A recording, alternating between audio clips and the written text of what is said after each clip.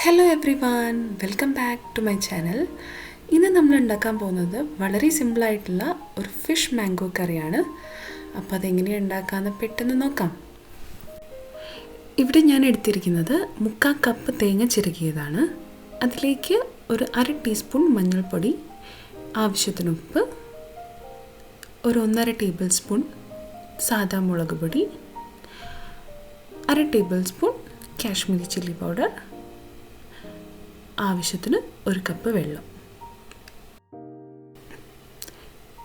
ഇനി ഇതെല്ലാം കൂടി ചേർത്ത് നന്നായി ഒന്ന് അരച്ചെടുക്കണം. അരച്ചെടുത്തിട്ട് ഞാൻ കാണിക്കാം.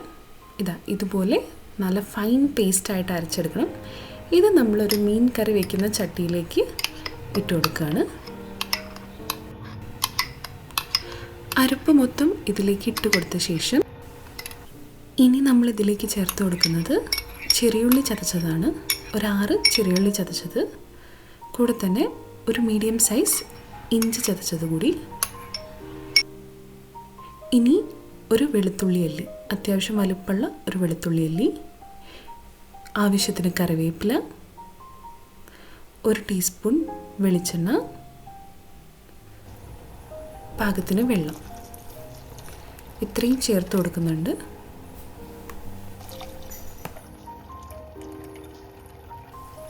ഇനി നന്നായി ഒന്ന് ഇളക്കി യോജിപ്പിച്ച ശേഷം നമുക്ക് സ്റ്റവ് ഓൺ ചെയ്യാം. ഇനി നന്നായി ഒന്ന് തിളച്ച് വരട്ടെ. നന്നായി തിളച്ച് വന്നു കഴിഞ്ഞാൽ ഒരു തവി വെച്ച് നന്നായിട്ടൊന്ന് ഇളക്കി യോജിപ്പിച്ച് കൊടുക്കാം. ഇനി അതിലേക്ക് നീളത്തിൽ അരിഞ്ഞു വെച്ച 1 കപ്പ് പച്ചമാങ്ങയാണ് ചേർത്ത് കൊടുക്കുന്നത്. ഞാനിവിടെ അധികം പുളിയില്ലാത്ത മാങ്ങയാണ് എടുത്തിട്ടുള്ളത്. നിങ്ങളുടെ മാങ്ങയുടെ പുളിക്ക് അനുസരിച്ചിട്ട് മാങ്ങയുടെ അളവ് ക്രമീകരിക്കാവുന്നതാണ്. ഇനി നന്നായി ഒന്ന് ഇളക്കി യോജിപ്പിച്ച ശേഷം നന്നായി ഒന്ന് തിളക്കട്ടെ. നന്നായി തിളച്ച് എണ്ണയൊക്കെ തെളിഞ്ഞു വന്നു കഴിഞ്ഞാൽ കറി ഏതാണ്ട് പാകമായിട്ടുണ്ട്. ഇനി നമുക്കതിലേക്ക് മീൻ കഷ്ണങ്ങൾ, കഴുകി വെച്ച മീൻ കഷ്ണങ്ങൾ ഇട്ട് കൊടുക്കാം. ഞാനിവിടെ 1/2 കിലോ മീൻ കഷ്ണങ്ങളാണ് എടുത്തിട്ടുള്ളത്. ഇതൊക്കെ ഓരോന്നായിട്ട് ഇട്ട് കൊടുക്കാം.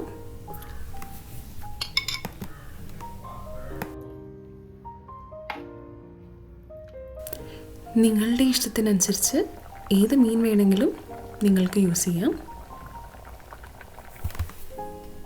ഇനി കുറച്ച് സമയം അടച്ചു വെച്ച് വേവിച്ചെടുക്കാം.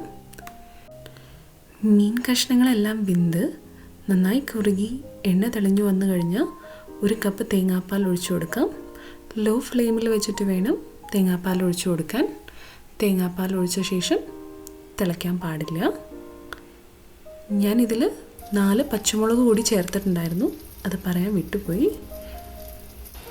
ഇനി ഇതിലേക്ക് 1 ടേബിൾ സ്പൂൺ പച്ച വെളിച്ചെണ്ണ ചേർത്ത് കൊടുക്കാം.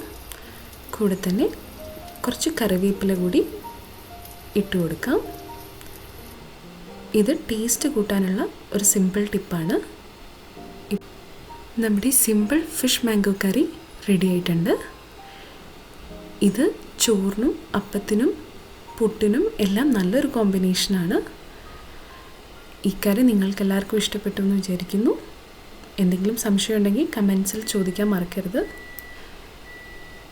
ഈ വീഡിയോ ഇഷ്ടപ്പെട്ടാൽ സബ്സ്ക്രൈബ് ചെയ്ത് സപ്പോർട്ട് ചെയ്യാൻ മറക്കരുത്. Thanks for watching.